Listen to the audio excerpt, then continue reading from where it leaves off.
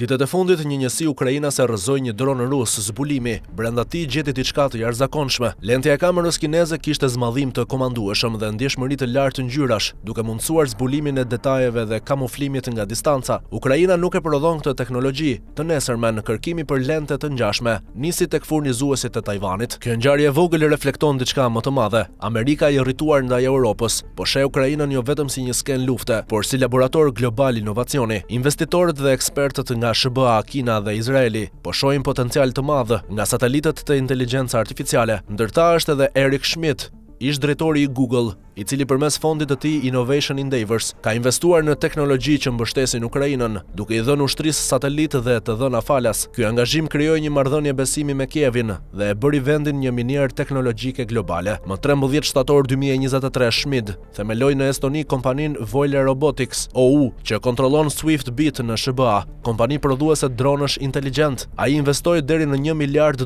për zhvillimin e dronëve interceptues që mund të ndalojnë shahedat rus. Ukraina përballet me rreth 1000 dronë rusë çdo ditë. Për t'i neutralizuar, duhen 1500 dronë interceptues. Schmidt furnizon qindra mira të tillë me çmime kostoje, duke marrë në këmbim arkivat e luftës, pamjet optike, termike dhe të dhëna nga fronti. Në këtë mënyrë të dhënat e luftës kthehen në monedhë dhe avantazh strategjik. Kjo krijon një arkiv unike botërore që do të mbajë avantazh për dekada. Swiftbit tashmë furnizon Poloninë, Rumaninë, Danimarkën dhe po testohen nga ushtria amerikane, ndërkohë që fizikanti Mikhail Kokoric, i arrestuar nga Rusia dhe mbështetës i Ukrainës, zhvillon interceptues të rinj Hornets, më të shpejt, më të lirë dhe më të integruar në inteligjencën artificiale. Historia tregon se inovacioni nuk vjen vetëm nga paraja, njohuritë teknike apo dhe fuqia politike, por nga vizioni dhe psikologjia njerëzore. Europa mbetet pas, ndërsa SBA dhe individ si Schmidt dhe Kokoric po transformojnë Ukrainën në një laborator global të teknologjisë së luftës, që do të ndikojë në industri dhe në ekonominë botërore për dekada.